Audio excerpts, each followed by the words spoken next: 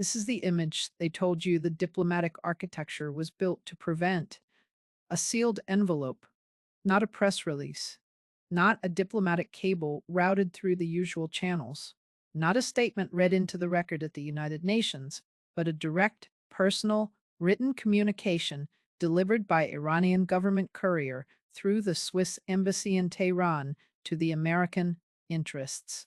Section at 6:47 a.m. local time this Saturday, March 22nd, 2026, and transmitted to the National Security Council in Washington within the hour. The contents of that communication have not been officially disclosed. They do not need to be, because the fact of its existence, a direct warning from the Iranian government to the President of the United States, delivered through emergency back-channel protocols that have not been activated since the final hours before the 2020 Soleimani strike, is itself a strategic signal of the highest order. As of 9 a.m. Washington time this morning, the Pentagon has confirmed that its force posture across the entire Central Command area of responsibility has been elevated to DEFCON 3, the condition yellow threshold that signals forces are ready to mobilize within 15 minutes.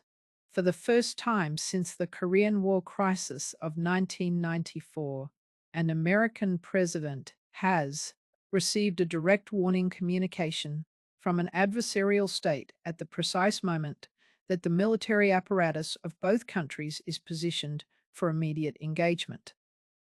The Pentagon is not scrambling because it does not know what to do. It is scrambling because it knows exactly what the options are, and every single one of them carries consequences that nobody in the Situation Room is prepared to accept. Buckle up. We are talking about a naval repositioning that has been underway for 38 hours and that now places two American carrier strike groups, the USS Harry S. Truman Battle Group and the USS Carl Vinson Group, in firing positions within the Persian Gulf and the northern Arabian Sea, respectively, representing a combined offensive capacity of approximately 140 strike aircraft, 24 surface combatants, and 4 fast attack submarines capable of Tomahawk land attack missile launches.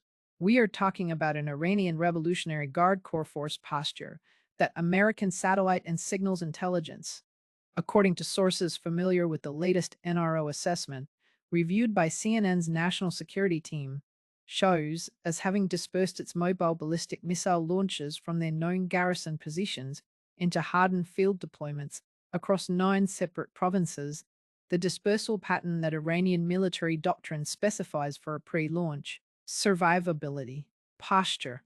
We are talking about an Israeli government that has, within the last 6 hours, according to sources cited by Times of Israel, formally requested and received an emergency secure video conference with a national security advisor, the subject of which has not been disclosed, but which sources describe as relating to Israeli operational timelines.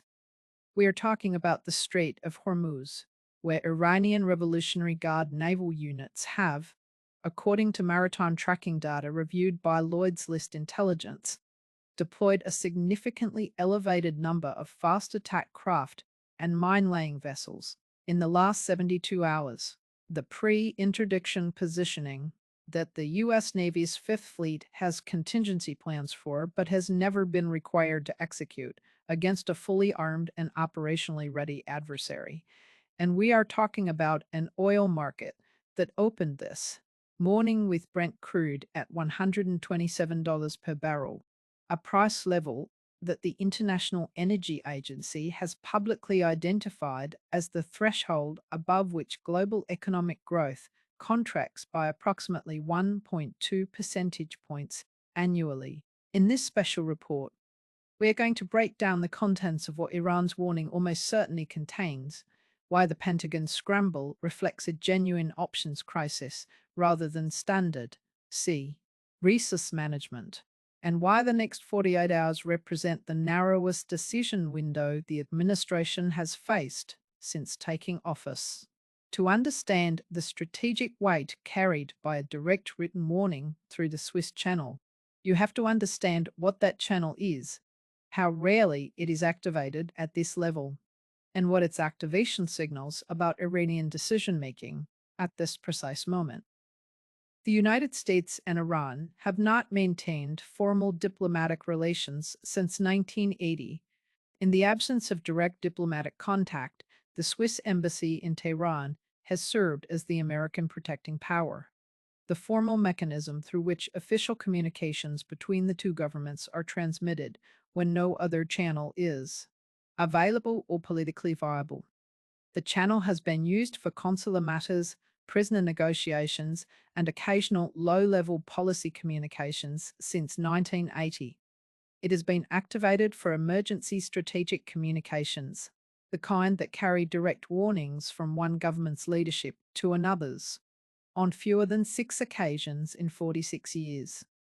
The most recent activation at this level was in January 2020, in the hours after the Soleimani strike, when Iran transmitted a message indicating that its retaliatory strike on Ain al-Assad would occur and that American personnel should take protective measures. That communication was widely interpreted as Iran managing the escalation, delivering a kinetic response for domestic political purposes while providing advance warning to limit casualties and preserve a diplomatic exit. The communication delivered this morning is architecturally different, and its difference is the most important analytical datum of the day. According to two sources with knowledge of its transmission, cited by the Associated Press at 10:45 a.m., this morning's communication was not a notification of planned action. It was a conditional warning, an if-then statement, which means Iran is not informing Washington of what it has decided to do. It is telling Washington what it will do if Washington makes a specific decision. That distinction transforms this from a standard crisis management communication into a deterrence communication. And deterrence communications carry a fundamentally different set of escalation dynamics. The backstory that produced this morning's communication runs through the 56 hours since the missile barrage of Thursday morning and the specific sequence of American responses that Iranian decision makers interpreted as signals of intent rather than crisis management posture. The DEFCON 3 elevation itself, announced publicly, which is unusual, DEFCON changes are typically not publicly disclosed, was the first signal. Public DEFCON announcements serve a deterrence communication function. They tell the adversary that the American military apparatus is at a specific readiness threshold without requiring a diplomatic statement that might constrain subsequent policy flexibility. Iran's strategic planners read the public DFOM announcement as Washington signaling to its domestic political audience and to its regional allies that a military response is being seriously prepared, which is precisely what deterrence theory predicts a DEFCON announcement will be read as. The second signal was the carrier repositioning. Two carrier strike groups in simultaneous forward posture in the Gulf and Arabian Sea is not a defensive configuration. It is an offensive configuration. Iranian military doctrine, as described in declassified Defense Intelligence Agency assessments, treats the simultaneous forward deployment of two carrier groups as the standard American pre-strike posture. When Iran's intelligence services observed that configuration completing on Friday afternoon, the conditional warning communication was reportedly drafted within hours. Sources inside the State Department's Bureau of Near Eastern Affairs, speaking to Foreign Policy's National Security Correspondent, NT, described the communication timeline as suggesting that Tehran had a pre-prepared warning framework and waited for a specific American force posture trigger before transmitting it. Iran was not reacting to Thursday's barrage response in real time. It was executing a pre-planned escalation management protocol, and the protocol was triggered by American actions taken in the belief that they were managing escalation. Here is what the conditional warning almost certainly contains. Based on the structural logic of Iranian deterrence doctrine and the specific force posture signals that triggered its transmission. And this is the analysis that the administration's public communications have carefully avoided making explicit, because making it explicit closes options that the Situation Room needs to keep open. Iranian deterrence communications of this category, based on the documented history of previous Swiss Channel warnings reviewed by scholars at the Belfer Center for Science and International Affairs, follow a consistent structural architecture. They identify a specific American action as the trigger condition, in this case, almost certainly a direct military strike on Iranian territory as opposed to proxy infrastructure in Iraq or Syria. They specify the Iranian response to that trigger action. In this case, the most probable specified response, based on Iranian military doctrine and the force posture currently observable by American intelligence, is a simultaneous campaign targeting American naval assets in the Persian Gulf, combined with an attempt to close the Strait of Hormuz through mine laying and fast attack craft operations. And they include a conditional offer, a statement of what Iran will accept as an alternative to the trigger action that would allow both governments to step back from the threshold. That conditional offer is the critical unknown.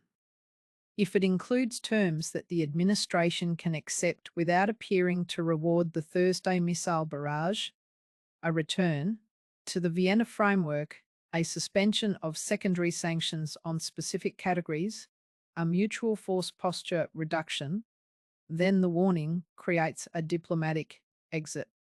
If it does not, if the terms are incompatible with any politically survivable American response, then the warning is not a diplomatic opening. It is a final notification. But here is the dimension that is not being adequately modeled in any of the public commentary this morning, and it is the one that makes the Pentagon's scramble qualitatively different from standard crisis management. The Strait of Hormuz closure threat is not a symmetric deterrent. It does not primarily threaten the United States. It threatens the global economy. Approximately 20% of global oil supply transits the strait daily, roughly 21 million barrels. A successful Iranian interdiction campaign, even a partial one lasting 10 to 14 days before American naval forces could re-establish freedom of navigation, would remove an estimated 8 to 10 million barrels per day from available global supply during the interdiction period. At current demand levels, that supply removal produces an oil price spike that energy economists at Goldman Sachs, in a note circulated to institutional clients Friday evening, estimate at between $40 and $75 per barrel above current levels, which means Brent crude at between $167 and $202 per barrel during the interdiction window. That price level does not create an energy crisis. It creates an economic catastrophe. European manufacturing, already operating at thin margins in the current growth environment, faces input cost increases incompatible with continued operation at current employment levels. Asian economies, Japan, South Korea, Taiwan, India, whose energy import dependence makes them structurally exposed to Gulf supply disruption, face simultaneous currency pressure, current account deterioration, and growth contraction.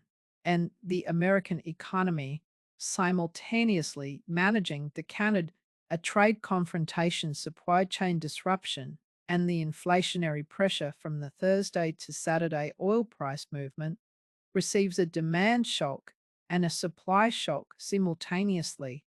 The stagflationary combination that the Federal Reserve has the least policy capacity to address. Iran's deterrent is not aimed at American military capability. It is aimed at the global economic architecture that American political stability depends on. That is a categorically more sophisticated deterrent than any previous Iranian strategic posture. The worst case scenario that strategic planners in Washington, London, Riyadh, and Tel Aviv are modeling simultaneously this morning is not the one that appears most likely on any individual probability assessment. It is the one that becomes inevitable if a specific sequence of independent decisions occurs without adequate coordination. And the tragedy of this scenario is that each individual decision, assessed in isolation, is rational. Israel, assessing that the Iranian ballistic missile capability demonstrated Thursday represents an existential threat that cannot be tolerated in a nuclear capable Iran, decides independently to execute a preemptive strike on Iranian nuclear and missile infrastructure, calculating that American military engagement is preferable to Iranian nuclear capability. Iran, receiving intelligence of Israeli pre strike preparations and interpreting the dual carrier posture as American operational support for the Israeli action, executes the Hormuz closure before the strike rather than waiting for its aftermath, converting the deterrent threat into a preemptive economic weapon. The United States, now facing simultaneous Israeli strikes on Iran, Iranian Hormuz closure operations, and Iranian missile attacks on American naval assets in the Gulf, is drawn into direct military engagement not by AIR's presidential decision made in the Situation Room by the operational logic of protecting American forces already under attack. Congress, which has not been consulted on a military response framework, faces the War Powers Resolution clock running from the moment American forces engage, 48 hours for notification, 60 days for authorization. In the middle of a military conflict that cannot be resolved in 60 days. The constitutional crisis and the military crisis arrive together, and the Canada trade confrontation, the domestic economic disruption, and the political pressure of simultaneous executive authority challenges create a governing environment in which the focus and institutional capacity required for competent crisis management is distributed across too many simultaneous emergencies to concentrate effectively on any of them. The historical weight of this moment demands a reckoning that goes beyond the operational details of missiles and carriers and diplomatic channels. The last time an American president received a direct written warning from an adversarial state, while two carrier groups were in forward strike posture, was the Cuban Missile Crisis of October 1962. And the lesson that crisis teaches is not the one that is most commonly drawn from it. The conventional lesson is that firm American resolve prevented nuclear war. The deeper lesson, documented in the Kennedy tapes and the subsequent scholarship of Graham Allison's Essence of Decision, is that the crisis was resolved not by American military superiority, which was never in doubt, but by the construction of a diplomatic exit that allowed Khrushchev to accept an outcome that preserved Soviet dignity while removing the missiles. Kennedy's genius in October 1962 was not his willingness to go to the edge. It was his insistence on leaving a door open at the edge. The Khrushchev communication received on Friday evening of the crisis week was, like this morning's Iranian communication, a conditional warning with an implicit offer embedded in its conditions. Kennedy found the offer and responded to it. The Turkish miss. Aisles were quietly removed. The world did not end. The question this morning is whether the administration receiving Iran's conditional warning has the institutional capacity, the strategic patience, and the political flexibility to find the offer embedded in Iran's conditions, and whether the 48-hour decision window allows enough time for that kind of deliberative engagement before the operational logic of the military posture on both sides resolves the question by itself.